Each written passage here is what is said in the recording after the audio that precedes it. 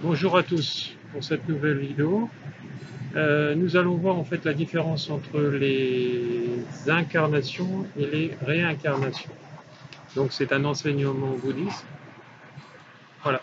Donc dans la culture et la civilisation tibétaine, si intéressante et si importante, euh, nos races et coutumes en fait étaient très différentes et en fait d'autant plus important que nous de nous rencontrer afin d'échanger en fait cette culture par rapport à ce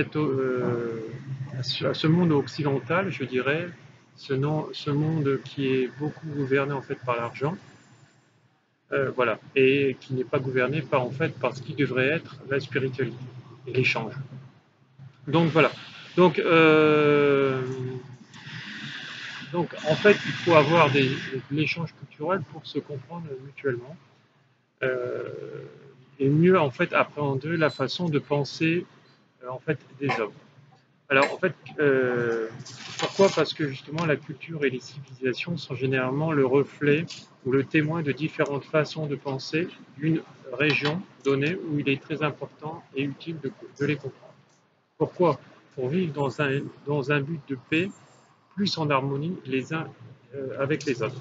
Alors, il faut bien se rendre compte que tous les êtres humains, sans exception, humains, animaux, tous absolument recherchent en fait le bonheur et désirent euh, d'éviter en fait la souffrance, de vivre en harmonie et en paix, nous aidera à atteindre en fait ce but plus rapidement.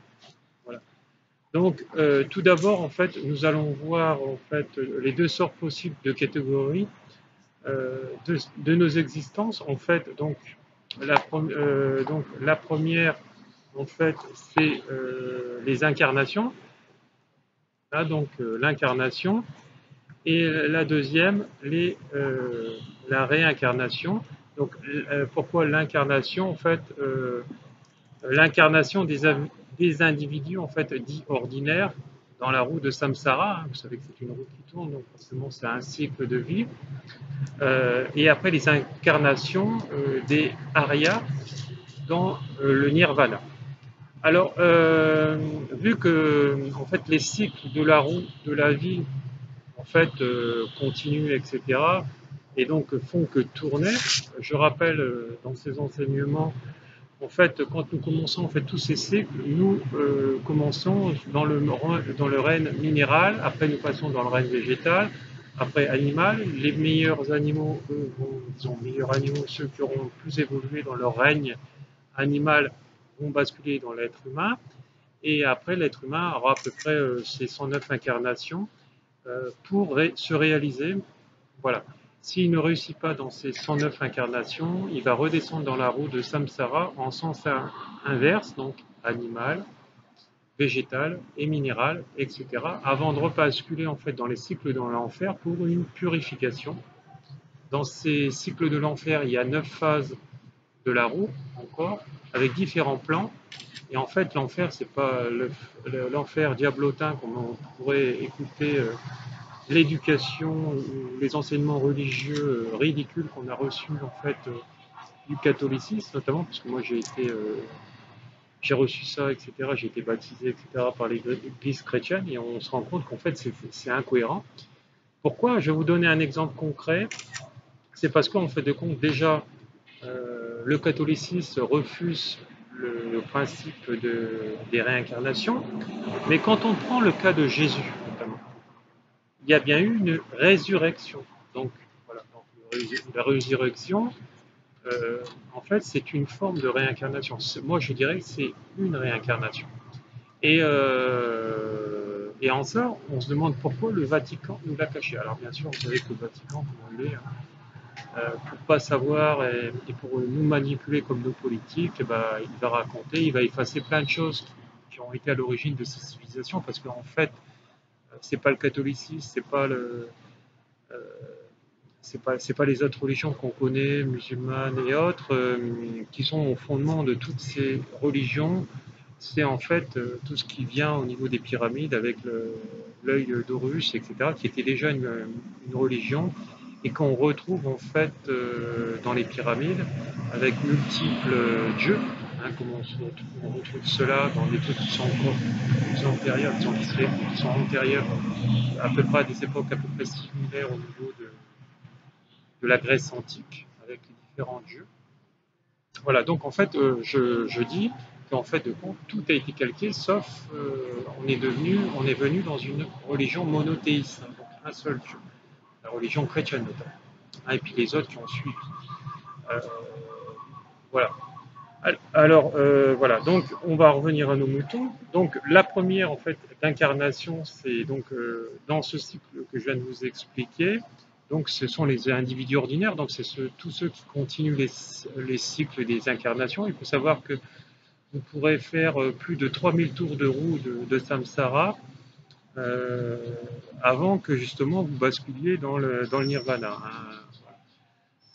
Et donc ça, c'est cycles qui sont plus ou moins longs pour certaines personnes.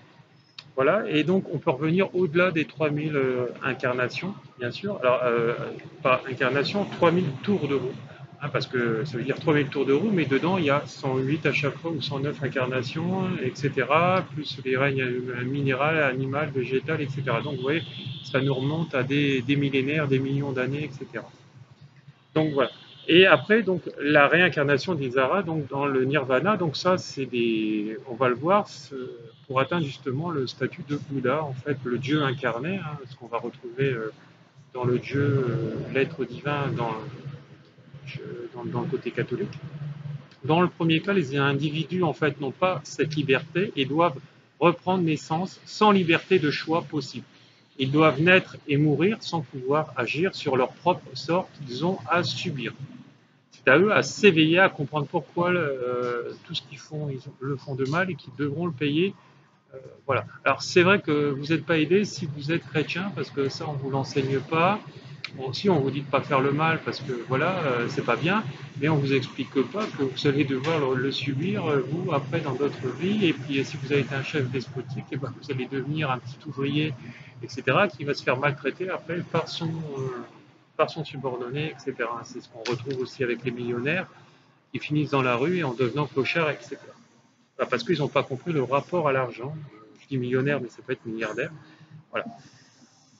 Euh, Qu'est-ce qu'un Héra? En fait, un Héra, c'était donc la deuxième personne, c'est un être qui est plus complètement affranchi des lois en fait du karma. En fait, il n'est plus obligé de reprendre naissance dans samsara ou cycle des existences sous l'influence du karma et des passions sans liberté aucune. Voilà. L'Aira, lui, a acquis une certaine liberté par rapport au cycle des existences. En ce qui concerne la réincarnation en tant qu'Aira, il y a en fait 4 divisions à établir. Il serait en fait trop fastidieux pour voir tout ça en détail dans cette vidéo et les expliquer. Donc je vais vous expliquer deux principes qui en font partie. Les deux principes, il y a en fait des haras qui sont Bouddha, donc ils ont vraiment atteint l'illumination la plus totale. Hein, donc après, s'ils veulent revenir sur cette terre, comme par exemple Jésus est revenu, parce que lui, il faisait déjà partie de ces messagers, et il avait déjà fini tous ses cycles de vie dans Samsara. Euh, Après, c'est libre à chacun de le faire ou de ne pas le faire. Voilà.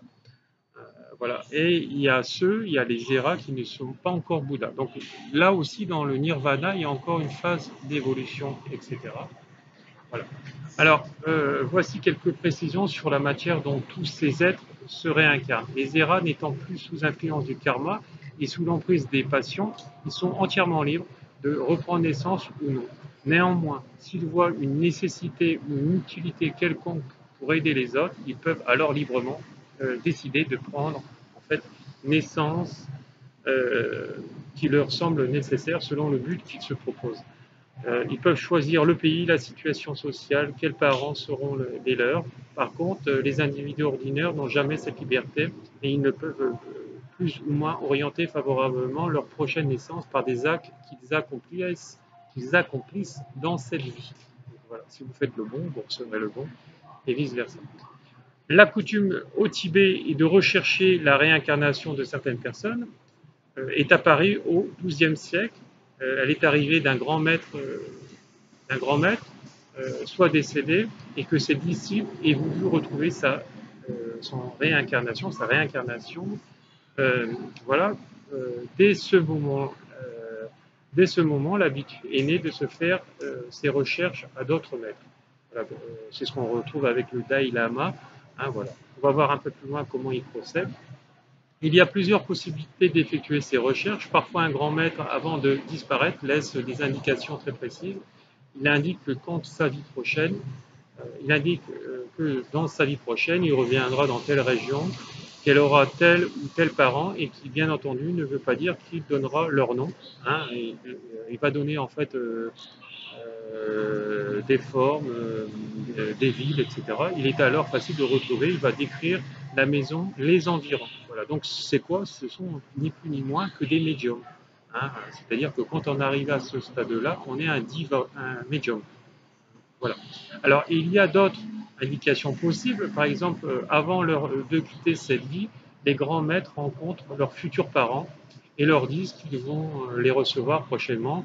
Ils peuvent en fait leur offrir des cadeaux, hein, ce qu'on appelle des katas en tibétain, et leur demander de leur accorder le gîte et le logement. Évidemment, les futurs parents ne comprennent pas tout de suite parce que forcément, ils sont souvent moins éveillés que ces gens-là. Ils pensent qu'ils reviendront dans 2 ou 3 jours, mais dès qu'ils se souviennent de leurs paroles, souvent, en fait, ces personnes se sont éteintes, donc ils sont morts. Donc ils se souviennent bien après tout ça. Alors d'autres maîtres ne laissent pas d'indications précises. Il est alors beaucoup plus difficile de le retrouver. On peut lire de nombreux exemples dans différentes biographies voilà, tibétaines. Euh, comment toutes ces personnes-là, on les rencontre. En fait, ces futurs parents, en fait, et en fait de compte, on les retrouve parce qu'en fait, ils ont offert des cadeaux et après, on leur fait reconnaître dans leur nouvelle naissance que est-ce que c'est bien ce cadeau-là avec d'autres cadeaux qui sont dissimulés et voilà. Et par rapport à tout ça, aux marges d'erreur qu'il n'y a pas, on les reconnaît comme des grands maîtres spirituels. Voilà. Donc il y a, il y a un autotest hein, qui se fait plusieurs fois par différentes autorités. Et après, c'est le Dalai Lama qui valide souvent ces tests pour les hauts dignitaires, comme voilà, donc, le pape François, par exemple. Voilà, voilà. Euh, alors voilà, donc c'est souvent des choses qui sont laissées aux lignées descendantes, c'est-à-dire aux élèves, au monastère qui se chargent. Alors bien sûr, c'est le défunt avant de mourir, il va demander si euh, d'être recherché ou de ne pas être recherché. Pourquoi? Parce que s'il veut être recherché, c'est pour commencer beaucoup plus rapidement et puis commencer son travail beaucoup plus tôt, etc. Et en disant aux autres qu'il va falloir le faire travailler sur ça plus particulièrement pour plus évoluer, etc. Voilà. Alors, donc voilà, donc il leur offre différents cadeaux, des chaussures, des rosaires, etc. Voilà. Alors, en fait, les anciens disciples du maître ou les gens de son entourage vont quêter en fait dans des contrées voisines, etc. Ils demandent discrètement s'il y a des signes de manifestation particulière, voilà. Euh, de voir qu'un être particulier est né. Par exemple, qu'un enfant est né en hiver, il est évident qu'en hiver il n'y a pas de plantes. Lorsqu'il y a naissance d'un être particulier, il peut avoir des fleurs en hiver, notamment. Ça a déjà été le cas, ça a été vérifié à travers le temps. Voilà, un arc-en-ciel au-dessus d'un monastère, des chevaux qui viennent, les chevaux des monastères qui viennent rejoindre la divinité sur son lieu d'habitation. Voilà. De même, les rêves des parents de ces enfants sont parfois très significatifs et peuvent annoncer la naissance d'une réincarnation. Tous ces renseignements vont être soigneusement récoltés. Donc, on trouve parfois 2 ou 3 enfants qui semblent pouvoir reconnaître les critères exigés. À ce moment-là, on les réunit. Lorsque les enfants sont plus grands et en âge de parler, il arrive qu'ils disent ne pas avoir resté avec leurs parents et que leur vraie mission est ailleurs, voilà, notamment de devenir moine. Certains décident de leur vraie demeure. On va donc rassembler ces enfants. Les enquêteurs leur mettent en présence des objets ayant appartenu au maître décédé et en présence aussi d'autres objets identiques, mais qui cette fois ne lui ont pas appartenu. Les objets placés devant les enfants, on demande de les reconnaître, ceux qui appartiennent donc à ces maîtres. Et l'un des enfants parvient à reconnaître parmi tous les objets les vrais qu'il possédait. Il sera en fait désigné comme étant la réincarnation, mais cette épreuve ne sera pas faite en une seule fois, elle se répétera plusieurs fois. Il faut qu'après de très nombreuses fois, l'enfant ne soit jamais trompé afin d'établir la façon en fait irréfutable qu'il est bien sans erreur possible la réincarnation recherchée. Une autre manière de trouver le maître est de s'adresser à d'autres maîtres ayant atteint la haute réalisation spirituelle. Ils peuvent être capables d'indiquer où le maître défunt a repris naissance. Voilà, donc c'est aussi, vous voyez, ça ne se fait pas en tirant son chapeau, hein, ça prouve bien que quand on a atteint l'illumination, les médiums, on a des perceptions qui peuvent dépasser l'entendement de certaines personnes. Alors, lorsqu'un Tibétain, on parle de tulkus, il s'agit d'enfants reconnus comme étant la réincarnation de personnes, voilà, euh, de personnes donc hautement, voilà, donc et après, et en fait, ils sont reconnus, on les appelle des Rinpoché. Alors, ces personnes ne sont pas uniquement des lamas, elles sont lamas et tulkus, c'est-à-dire des réincarnations reconnues. Si on procède aux recherches avec toutes les précautions, voilà, euh, il ne peut y avoir d'erreur. Mais en même temps, ça arrive de temps en temps quand c'est fait trop précipitamment, etc. Alors bien sûr par les hauts dignitaires pour le Dalai Lama, etc. Et puis par les très grandes instances, voilà, pour le Rampa, etc. Pour différentes divinités, parce que vous savez qu'il y a une forme de gradualisation dans toutes les lamas notamment, etc. Et après, il y a des hauts dignitaires entre le Dalai Lama et donc tous ces lamas, parce qu'ils ont certaines, ils ont leur fonction, d'autres fonctions. Voilà, donc il procède, et puis le Dalai Lama, par exemple, les hautes autorités entre lui et les lamas, c'est lui qui aura tendance souvent à vérifier toutes ces incarnations, parce que voilà, c'est le chef spirituel notamment. Comment les erreurs peuvent-elles se produire? Elles peuvent se produire si les examens requis ne sont pas faits soigneusement. Voilà, c'est ce que je disais. Voilà, donc souvent le maître il fait vœu de renaître à tel endroit, donc on va les rechercher à tel endroit, notamment pour le Dalai Lama, ce rituel, il y a différentes formes de rituels qui sont faits au bord d'un lac, et voilà, et donc ils lisent en fait tous ces signes, et ils vont rechercher à ces endroits-là, et après ils font le petit jeu, si je peux l'expliquer ainsi, pour le confondre, savoir si c'est bien lui ou si c'est pas lui. Voilà. Alors voilà, donc mais en général, en fait, ceux qui sont revenus de cette façon bien spéciale l'ont fait après avoir pris une décision très forte pour un but particulier. Voilà, c'est souvent pour continuer en fait ce qu'ils n'ont pas fini dans l'incarnation précédente. Voilà. Alors une autre conclusion sur les personnes est encore possible. Il s'agit de deux maîtres très proches, très amis. Voilà, donc aussi qui peuvent s'amuser à s'échanger leur place et revenir l'un à la place de l'autre. C'est également arrivé. Donc voilà, donc c'est pour ça il faut en fait être consciencieux quand ils vérifient toutes ces choses-là. Alors voilà, il faut savoir qu'il y a des gens qui se réincarnent mais qui font moins bien que la vie précédente et d'autres, bah, c'est l'inverse. Parce que pourquoi il ferait moins bien que la vie précédente? Parce qu'en fait, le moment où ça a dû se passer, bah, ce moment est passé.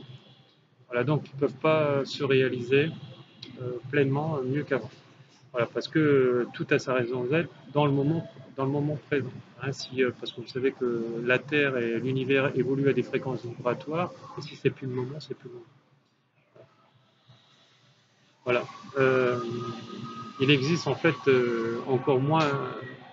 il existe encore moins favorable. Certaines personnes sont dotées d'un très mauvais esprit. Elles formulent des souhaits très, très forts afin de reprendre naissance dans le but de nuire aux autres êtres autant qu'il serait possible. Elles accumulent suffisamment de force pour pouvoir naître à la place d'une autre personne et on prendra pour quelqu'un d'autre. Et une telle personne avec un tel pouvoir qui a pu obtenir une situation et le rang de lama va avoir une influence très vaste et pourra, par ses pensées néfastes, être très nuisible et faire du mal. Heureusement, ce n'est un cas assez rare. Donc, on s'en est rendu compte, notamment quand il y a eu l'invasion des Chinois au Tibet. Certains ont trahi leur camp. Et donc, en ça, c'est pas des bons lamas. Et certains étaient des lamas quand même. Voilà. Alors, par contre, en ce qui concerne les 14 réincarnations successives du Dalai Lama, parce que je rappelle que le Tibet était annexé voilà, par la Chine, et sûrement les unes n'ont pas fait d'actes aussi brillants que d'autres. Donc, il a eu son évolution, il n'a pas été que parfait, mais quelle que fut l'œuvre accomplie par eux, ils n'ont jamais été des êtres ordinaires. Donc voilà, donc c'est des Bouddhas en fait incarnés. Ils ont tous fait des actes extraordinaires qu'il n'y ait jamais eu d'erreur dans leur choix. Donc voilà, donc forcément, c'est des hauts dignitaires qui vont vérifier au niveau bouddhiste et donc forcément, il y aura moins de marge d'erreur. Il en est de même non seulement pour le Dalai Lama, mais aussi pour des êtres nombreux, aussi lamas. Il est sûr et certain que pour eux, il n'y avait pas la plus petite erreur. Voilà, donc cette difficulté dans la recherche a-t-elle un sens ou est-elle sans intérêt? Alors, donc, comment répondre à cette question? La plus ou moins grande difficulté dans la recherche peut avoir une signification en fait. S'il y a de bonnes relations existent entre le maître et ses disciples. En fait, c'est pour finir un cycle. La recherche se fait plus facilement, tandis que quand elles sont moins bonnes, moins étroites, c'est plus difficile le maître de se réincarner que s'il voit qu'il y a une certaine utilité à cela et s'il ne va pas accomplir sa tâche et ne reviendra pas. On le recherche encore et encore, mais les recherches seront infructueuses. Donc voilà, donc ça va par rapport aussi à l'importance de la personne et à sa mission de vie. En fait, en général, pour faire quoi que ce soit, par exemple, pour réaliser un certain travail, il y a des moments opportuns, des périodes plus ou moins favorables. De même, pour qu'un maître se décide à revenir, il faut qu'il soit, premièrement, si les conditions sont favorables et propices au but de ce qui se propose. Deuxièmement, si les êtres qui sont dans son entourage ont les dispositions requises pour le comprendre. Donc voilà, il va falloir qu'ils soient très très éveillés. Voilà. Donc il y a eu des Bouddhas et plusieurs siècles après sa disparition est apparu Nagarjuna, par exemple. C'est un très grand pandit indien qui avait des qualités exceptionnelles et très particulières dans le Mahayana et il est considéré comme le second Bouddha. Au cours de sa vie, de Nagarjuna a pu accomplir des œuvres absolument remarquables. Et par la suite, il s'est incarné au Tibet au XIIe siècle. Il devint alors un lama tibétain, mais bien que ce lama ait été la réincarnation de Nagarjuna, il n'a pas pu faire la moitié de son œuvre accomplie lors de son incarnation de Pandi indien. Pourquoi? Parce qu'en fait de compte,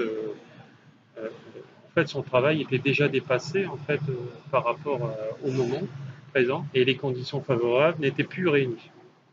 Voilà. Donc en fait tout a sa raison d'être. Voilà. Donc après quel avantage y a-t-il à rechercher à reconnaître la réincarnation d'un lama? En général, un grand maître est très renommé. Si sa réputation est excellente, il a confiance de ses disciples, ils vont s'en remettre à lui. Et si par la suite on recherche la réincarnation de ce maître, il y a comme un acquis et de ce fait, il pourra travailler plus rapidement et plus efficacement. Donc voilà, donc c'est-à-dire qu'il leur a donné des instructions à ses élèves pour, je sais pas moi, apprendre l'anglais dès son plus jeune âge, apprendre tel texte, etc. pour avoir parce qu'en fait, ce sont des gens qui ont but d'enseignants spirituels, donc ils vont devoir travailler pour élever les autres, etc. Puisque de toute façon, leur mission divine par le fait d'avoir été reconnus par leurs disciples et par les hautes autorités tibétaines, qui sont les seuls à avoir opinion sur eux dans tout ceci, euh, va permettre en fait d'augmenter, d'élever en fait l'humanité. On le voit maintenant avec le Dalai Lama qui traverse le monde, qui fait des conférences de partout et qui explique l'utilité d'une vie, le pourquoi, du comment, pourquoi pas manger d'animaux, etc. Et comment atteindre en fait l'élimination et le principe en fait de toutes ces incarnations, de réincarnations, etc. Parce qu'en fait de compte, quand on renaît, on ne sait pas pourquoi on est là et qu'est-ce qu'on doit faire et que en fait, en expliquant toutes nos responsabilités et les conséquences de nos actes. Voilà. Voilà, voilà. Donc, je vous laisse et puis à une prochaine pour une prochaine vidéo. Beaucoup d'amour et bonne soirée chez nous. Il est 18 h. Merci, au revoir.